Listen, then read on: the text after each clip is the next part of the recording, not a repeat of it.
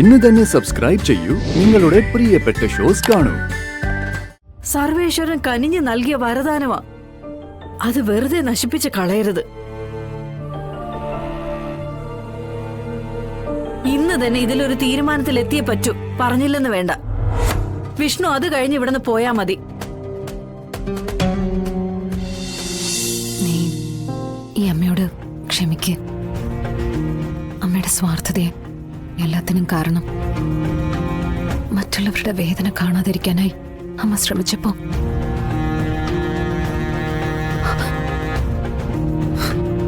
അമ്മയുടെ ഈ മോളുടെ വേദന അമ്മ കണ്ടില്ല.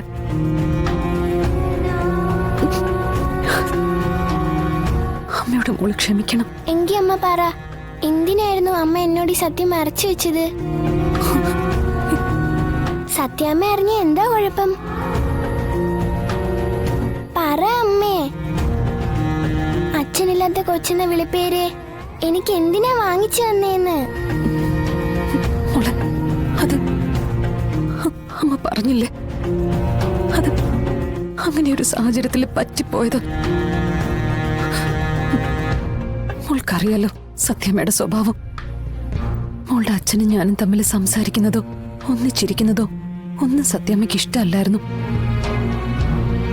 വിഷ്ണുവേട്ടനെ മോളുടെ അച്ഛനെന്നറിഞ്ഞ സത്യമ്മയുടെ മുമ്പിൽ വെച്ച് വിഷ്ണുവേട്ടനെ അച്ഛന്ന് വിളിച്ച അത് വലിയ പ്രശ്നമാവുമായിരുന്നു.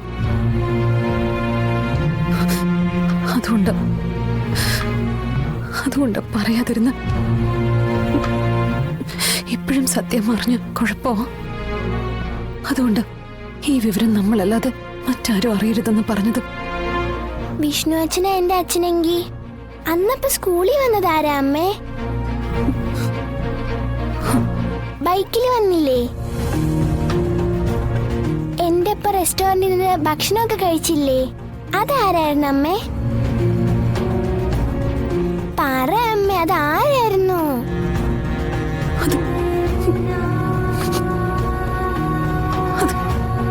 മോളുടെ അമ്മ തന്നെയായിരുന്നു. അമ്മയോ? മോളുടെ അമ്മ കെട്ടിയ അച്ഛൻ വേഷം. അമ്മ എങ്ങനെയാ?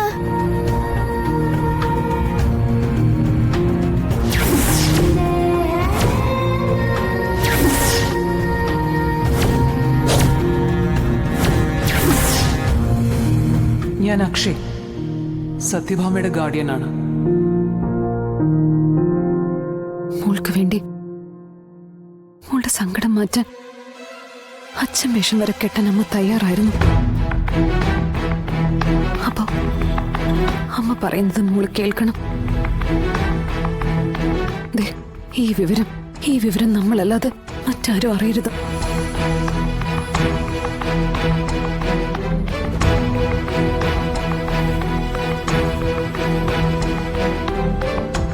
ഇല്ലമ്മേ, ഞാൻ ആരോടും പറയില്ല. എന്റെ അച്ഛന് ദോഷം വരുന്ന ഒരു കാര്യവും ഞാൻ ചെയ്യില്ലമ്മേ.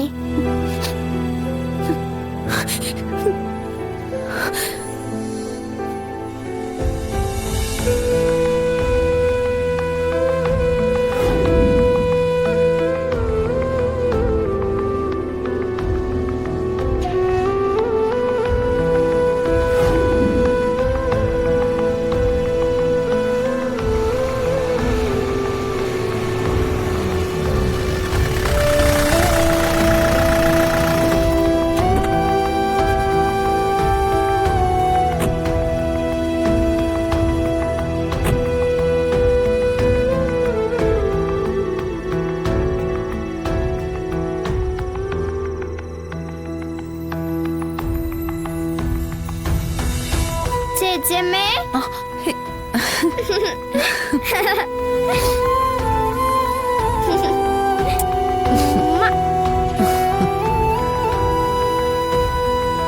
ഇവൾക്ക് ഒരേ നിർബന്ധം അമ്മയെ കാണണമെന്ന്.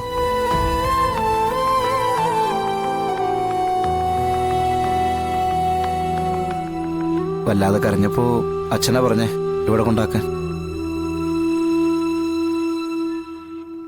അല്ല, മോളെന്തേ കിടന്നോ? കിടന്നു. ഉറങ്ങിയിട്ടുണ്ടാവും. ഉറങ്ങട്ടെ.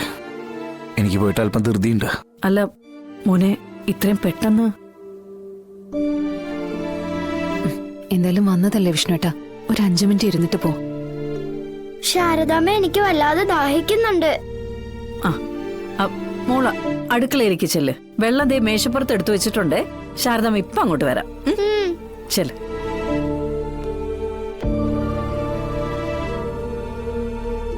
ശ്യാമയെ ഒരുവിധമാ സമാധാനിപ്പിച്ചത്. അവളുടെ മനസ്സ് ഒരുപാട് വേദനിച്ചിട്ടുണ്ട്. മോനെ, രോഹിത്തിന്റെ കാര്യത്തിൽ എന്തെങ്കിലും ഒരു തീരുമാനം എടുത്തേ പറ്റൂ. അവന്റെ ഇപ്പോഴത്തെ കൂട്ടുകെട്ടാ ഇപ്പോഴത്തെ ഏറ്റവും വലിയ പ്രശ്നം. ജീവിതം എങ്ങനെ നശിപ്പിക്കുകയാണെന്ന് അവൻ മനസ്സിലാക്കുന്നില്ല. ഇനിയിപ്പം മനസ്സിലാക്കി വരുമ്പോഴേക്കും ജീവിതം നഷ്ടപ്പെടും. പക്ഷെ നമ്മൾ പറയുന്നൊന്നും രോഹിത്തിന് മനസ്സിലാവുന്നില്ലല്ലോ. ഒന്നുകൂടി ശ്രമിച്ചു നോക്കാം. അല്ല ഇപ്പം എന്താ പറയാ? എനിക്ക് നിങ്ങൾ രണ്ടുപേരോടും പറയാനുള്ള ഒറ്റ കാര്യമേ ഉള്ളൂ.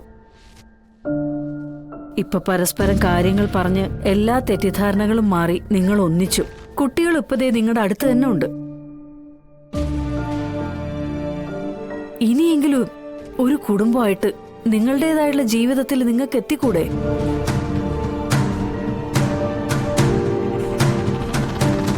എത്ര നാളിങ്ങനെ മറ്റുള്ളവരുടെ ഇഷ്ടത്തിന് വേണ്ടി ഇങ്ങനെ മാറി നിന്ന് ജീവിതം കഴിച്ചുകൂട്ടും? അല്ലെങ്കിൽ തന്നെ ഇത് എന്ത് ജീവിതമാ? ഇതിനൊരു അവസാനം വേണ്ടേ മക്കളെ? ദേ, ഇനി എന്തൊക്കെ പ്രശ്നങ്ങൾ പറഞ്ഞാലും നിങ്ങൾ ഇങ്ങനെ അകന്നിരിക്കാൻ പാടില്ല. ജീവിതം ഒന്നേ ഉള്ളൂ മക്കളെ. അത് സർവേശ്വരൻ കനിഞ്ഞു നൽകിയ വരദാനമാ. അത് വെറുതെ നശിപ്പിച്ച് കളയരുത്. ഇന്ന് തന്നെ ഇതിലൊരു തീരുമാനത്തിൽ എത്തിയേ പറ്റൂ. പറഞ്ഞില്ലെന്ന് വേണ്ട. വിഷ്ണു അത് കഴിഞ്ഞ് ഇവിടുന്ന് പോയാ മതി.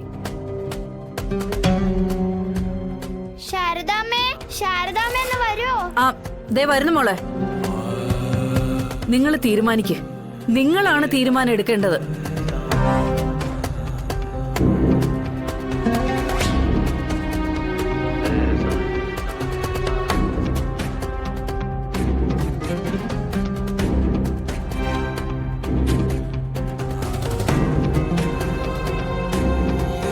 വിഷ്ണുവേട്ട, ഇത് അമ്മ പറഞ്ഞത് കേട്ടല്ലോ. വിഷ്ണുവേട്ട, എന്താ വിഷ്ണുവേട്ടന്റെ തീരുമാനം? എടോ, തനിക്കറിഞ്ഞൂടെ? എടോ, ഞാൻ വല്ലാത്തൊരവസ്ഥയിലാ. എന്റെ വീടും വീട്ടുകാരൊക്കെ കടന്നു പോകുന്നേ. എന്തു ചെയ്യണം, എങ്ങനെ ഈ വന്നിരിക്കുന്ന പ്രതിസന്ധി തരണം ചെയ്യണം? എടോ, ഒന്നും അറിയില്ല. ഈ സമയത്ത് ഇങ്ങനെ മനസ്സ് തകർന്നിരിക്കുന്ന സമയത്ത് നമ്മൾ തമ്മിൽ ഒന്നായി എന്നുള്ളൊരു വാക്ക് അമ്മയുടെ കാതിലെത്തിയ അമ്മയ്ക്ക് എന്താ സംഭവിക്കാന്ന് പോലും എനിക്ക് അറിഞ്ഞൂടാ.